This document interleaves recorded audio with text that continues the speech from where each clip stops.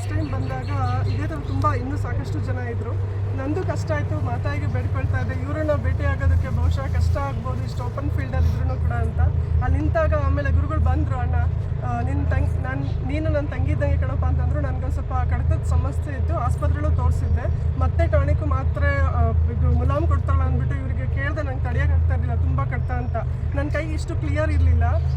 ಇವ್ರು ಹೇಳಿದ್ರು ಬೇವಿನ ಸೊಪ್ಪು ಮತ್ತು ಕುಂಕುಮ ಮತ್ತು ಇದು ನೀರು ಏನಾದರೂ ಹಾಕ್ಕೊಂಡು ನೀವು ಹಚ್ಕೊಳ್ಳಿ ಅಂತ ಅಂದ್ಬಿಟ್ಟು.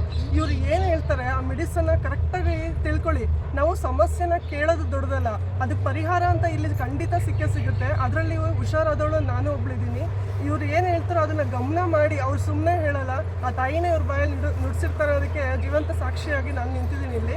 ನನಗೆ ಕಡ್ತ ಫುಲ್ಲು ಕಮ್ಮಿ ಆಗಿದೆ, ಇನ್ನೊಂದು ಸ್ವಲ್ಪ ಇದೆ, ಅದು ಅಣ್ಣಂಗೆ ನಾನು ಹೇಳಿದ್ದೀನಿ, ಅದೊಂದು ಕಮ್ಮಿ ಆಗುತ್ತೆ ಅಂತ ನಂಬಿಕೆ ಮೇಲೆ ಆ ತಾಯಿಗೆ ಒಂದು ಥ್ಯಾಂಕ್ಸ್ ಹೇಳೋದಕ್ಕೆ ಇವತ್ತು ನಾನು ನನ್ನ ತಾಯಿ ಕ್ಷೇತ್ರಕ್ಕೆ ಬಂದಿದ್ದೀನಿ.